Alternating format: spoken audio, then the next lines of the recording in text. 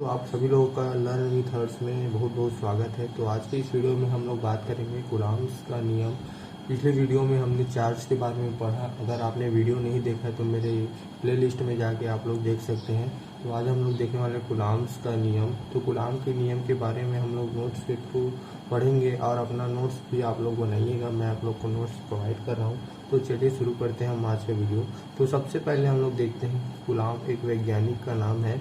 तो 1785 में Charles Augustin Coulomb ने एक बिंदु पर लगने वाले बल के लिए नियम दिया। उन्हें इसका पूरा नाम है चार्ल्स ऑगस्टिन कूलॉम का पूरा नाम है। तो आप लोग इसको लिखिएगा एग्जाम में तो एक अलग सा इम्प्रेशन पड़ता है। उसके बाद हम लोग देखते हैं क्या ये नियम क्या कहता है। बहुत इजी सा नियम है, तो आप लोग इसको अच्छे से पढ़िएगा, ठीक है। तो कभी कभी पूछ देता है 2-3 नंबर के क्वेश्चन में एग्जाम के वे से इम्पॉर्टेंट भी है ये टॉपिक, ठीक है। इस नियम अनुसार किन्हीं दो बिंदु आवेशों के मध्य लगने वाला आकर्षण या प्रतिकर्षण बल का मान उन आवेशों के परिमाण के गुणनफल के समानुपाती व बीच की दूरी के व्युत्क्रमानुपाती होता है। जैसे ये दो चार्जेस हैं जो कि पॉइंट चार्ज है, ये बड़े चार्जेस के लिए लागू नहीं होता है, इसका आप लोग ध्यान रखिएगा।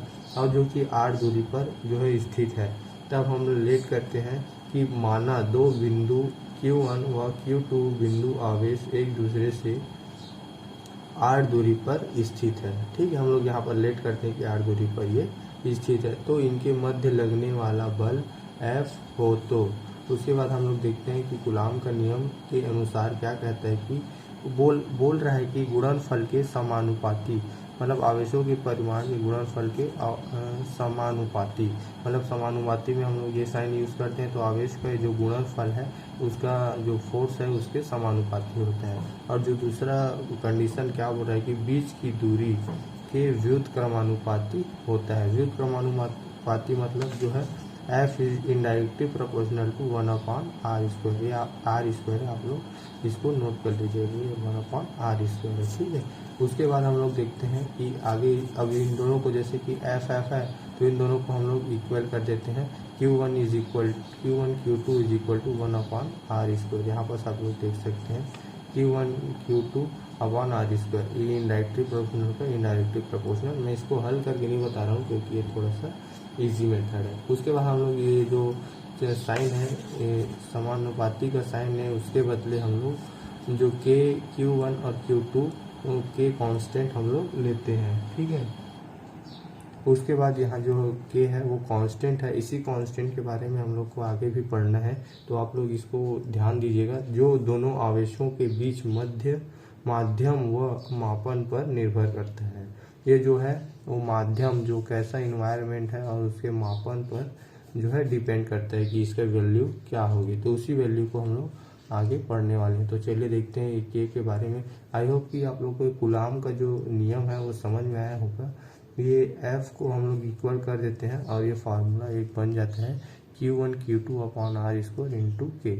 इसी K के बारे में हम लोग थोड़ा सा पढ़ लेते हैं, आप लोग इसको नोट कर लीजिए, ठीक है। तो चलिए शुरू करते हैं हम लोग थोड़ा आगे इसका। तो इसका आगे हम लोग देखते हैं कि एक मात्रक यूनिट मेथड आता है, ये भी मात्रक पद्धति आता है। तो मात्रक पद्धति में यह बताया जाता है कि जो K की वैल्यू है वो किन किन पर डिपेंड करता है। जैसे K की वैल्यू होती है 1/4 पाई एप्सिलॉन नॉट। इसका जो वैल्यू रहता है वो अंकीय गणित में रहता है 9 × 10⁹ nm² अपॉन c², ठीक है। तो एप्सिलॉन नॉट क्या होता है, अभी एप्सिलॉन नॉट बहुत बार आ रहा है, तो इसको एप्सिलॉन नॉट क्या होता है इसको हम लोग जानने वाले हैं। तो एप्सिलॉन नॉट को हम लोग निर्वात की विद्युतशीलता, अर्थात हमारा हाथ वायु में किसी व्यक्ति को कितना तेजी से थप्पड़ मारता है वह वही हाथ पानी के अंदर व्यक्ति को कितना तेजी से थप्पड़ मारेगा यह बताता है। मतलब ये विद्युतशीलता यानी स्पीड बताता है कि हम लोग कितना तेजी से कोई काम कर रहे हैं। तो ये एक कॉन्सेप्ट है एप्सिलॉन नॉट का। ये आपको बुक में नहीं मिलेगा, इसलिए मैंने आपको नोट्स के थ्रू पढ़ा रहा हूँ, तो आप लोग इसको नोट कर लीजिएगा। जो बहुत इंपॉर्टेंट कॉन्सेप्ट है, ये विद्युतशीलता के नाम से जाना जाता है, ठीक। तो इसका जो CGS पद्धति में जो वैल्यू रहता है वो K = 1 रहता है, ठीक है। और उसके बाद हम लोग देखते हैं मीडियम पर ये कैसे डिपेंड करता है। तो उसको हम लोग देखते हैं, या मीडियम पर या परावैद्युतांक। परावैद्युतांक मतलब जो मतलब जो चार्ज तो रहता है इसमें, लेकिन वो बीच का माध्यम रहता है, क्योंकि इसमें अनचार्ज पार्टिकल भी रहते हैं और चार्ज पार्टिकल यानी उदासीन एक पदार्थ होता है परावैद्युतांक। ठीक है, तो हम लोग देखते हैं जैसे F इज इक्वल टू के Q1 Q2 upon R square देखते हैं। ठीक है, तो उसके बाद अपन ये जो वैल्यू है के का हम लोग जो कूलाम के नियम से निकाले वो वैल्यू है, उसी वैल्यू को यदि हम निर्वात में रखते हैं, जहाँ वायु का निर्वात वायु हो, तो निर्वात वायु में जब हम रखते हैं तो Q1 व Q2 पर लगने वाला जो फोर्स होगा वो F निर्वात is equal to 1/4πε0 into Q1 Q2 upon are square आता है। यहाँ पर एप्सिलॉन नॉट हम लोग जो है नॉट लिखा है क्योंकि ये निर्वात में रहता है। उसके बाद हम लोग ये जैसे इसको मीडियम में ले जाते हैं तो उसका वैल्यू बदल जाता है। Q1 और Q2 पर जो फोर्स लगता है वो F माध्यम में क्या होता है 1/4πε0, ये जो मीडियम में लगता है। ठीक है, उसके बाद हम लोग एज इट इज इसको हम लोग लिख देते हैं। उसके बाद जब हम लोग इसको इक्वेट करते हैं या सॉल्व करते हैं तो हमारी जो वैल्यू रहती है ये तो ये कट जाता है और जो ये भी कैंसिल हो जाता है। यहाँ पर जो बढ़ता है वो एप्सिलॉन नॉट और जो ई एम दोनों बचता है। ठीक है, तो उसी को हम लोग ई आर के इक्वल लिखते हैं, जहाँ पर ई आर को हम लोग रिलेटिव परमिटिविटी कहते हैं या आपेक्षिक विद्युतशीलता कहते हैं, और जो ई एम को हम लोग माध्यम की विद्युतशीलता कहते हैं। उसी प्रकार ई नॉट को हम लोग निर्वात की विद्युतशीलता कहते हैं। जो परावैद्युतांक का जो वैल्यू निकल आता है यहाँ पर से मीडियम का जो हम लोग निकालते हैं, तो E M E epsilon naught medium is equal to epsilon naught into E R यानी अपेक्षित विद्युतशीलता निकल के आती है। उसी प्रकार जब इसको आगे हम लोग सॉल्व करते हैं, आगे हम लोग जैसे इसको सॉल्व करते जाते हैं तो यहाँ पर एप्सिलॉन नॉट की जो वैल्यू है 1/4πε0 यहाँ पर हम लोग लिख देते हैं 1/4πε0, और जो आर है ई आर की वैल्यू हम लोग लिख देते हैं, और जो Q1 और Q2 है उसको भी हम लोग लिख देते हैं। यहाँ पर हम लोग मीडियम से उठा के इसको लाते हैं और ई एम की वैल्यू यहाँ पर पुट कर देते हैं।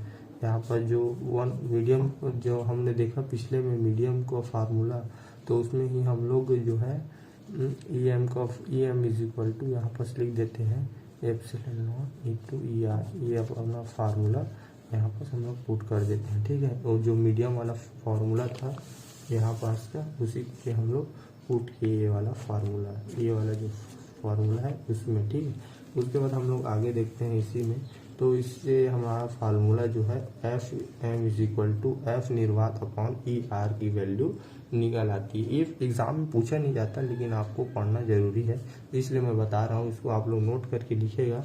ठीक है, उसके बाद जब हम लोग देखते हैं कि एक क्वेश्चन उठता है कि कूलाम के व्युत्क्रम नियम को परिभाषित करो एवं एकांक आवेश को परिभाषित करो, ये कभी कभी एग्जाम में पूछ दिया जाता है। तो एकांक आवेश का जो कॉन्सेप्ट आता है उसको हम लोग सीख लेते हैं। ठीक है, तो एकांक आवेश का जो कॉन्सेप्ट है कुछ इस प्रकार है कि कूलाम नियमानुसार वायु या निर्वात में r मीटर की दूरी पर रखे Q1 व Q2 कूलाम के आवेश के बीच विद्युत बल हम लोग को ज्ञात करना रहता है। तो F is equal to 1/4πε0 into Q1 into Q2 upon क्या होता है आर स्क्वायर होता है। तो 1/4πε0 की वैल्यू जो होती है वो 9 × 10⁻9 होता है, और जो Q1 Q2 upon are square ये एज इट इज हम लोग लिख देते हैं। यहाँ पर फोर्स की वैल्यू जो होती है 9 × 10⁻9 होता है, तो उसी को और जो आर की वैल्यू रहती है वो 1 ले लेते हैं। ठीक है, इसको हमने सपोज किया है, माना है। ठीक है,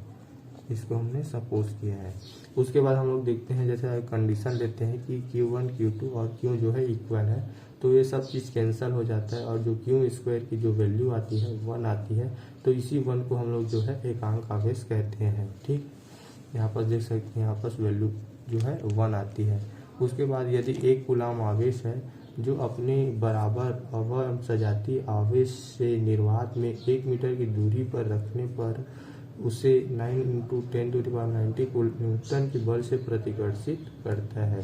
जो एक कूलाम आवेश है ये बोलता है कि अपने बराबर एवं सजातीय आवेश से निर्वात में 1 मीटर की दूरी पर हम लोग जैसे ही रखते हैं तो उसको वह 9 × 10⁻90 न्यूटन के बल से जो है वो रिपल्सन करता है या प्रतिकर्षित करता है, उसको दूर भगाता है। ठीक है, उसके बाद हम लोग जो है इसमें इसी में आगे देखते हैं। ये एग्ज़ाम के वे से इम्पोर्टेंट तो नहीं है, लेकिन हम लोग को इसको पढ़ना ज़रूरी है, इसलिए मैं ये बता रहा हूँ ताकि आप लोग को आगे का कॉन्सेप्ट समझ में आए। इसको आप लोग थ्योरी समझ के ही आगे पढ़िएगा, तो आप लोग इसको कॉपी में एक नोट्स के थ्रू भी लिख सकते हैं, ठीक है। उसके बाद हम लोग जो नेक्स्ट देखते हैं, तो हमारा जो नेक्स्ट टॉपिक है वो है कूलाम का सदिश रूप, ठीक है। कूलाम के सदिश रूप में हम लोग, ये इम्पॉर्टेंट है, ये कभी कभी एग्ज़ाम में पूछ दिया जाता है, तो इसको हम लोग आगे देखने वाले हैं, ठीक है। तो कूलाम का जो सदिश रूप है वो कुछ इस प्रकार है कि यहाँ पर हमने एक जो क्वाड्रेटिक जो एरिया में हम लोग ने एक डायग्राम बनाया है, जहाँ वो एक पॉइंट है, वो पॉइंट से यहाँ पर जो R2 दूरी पर जो है Q2 आवेश स्थित है, और जो R1 दूरी पर है Q1 आवेश स्थित है। जो Q2 पर जो बल लग रहा है वो F12 है, और जो Q1 पर बल लग रहा है वो जो Q1 पर जो बल लग रहा है वो F12 है, और जो Q2 पर बल लग रहा है वो 21 है, ठीक है। यहाँ पर आप लोग अच्छे से समझ सकते हैं, मैं यहाँ पर नोट भी कर दिया हूँ। R1 और R2 आवेश Q1 और Q2 की स्थिति सदिश मूल बिंदु के सापेक्ष है। R1 या क्या R2 क्या है, मूल Q1 Q2 की स्थिति सदिश के सापेक्ष दूरी है, बिंदु है, ठीक है।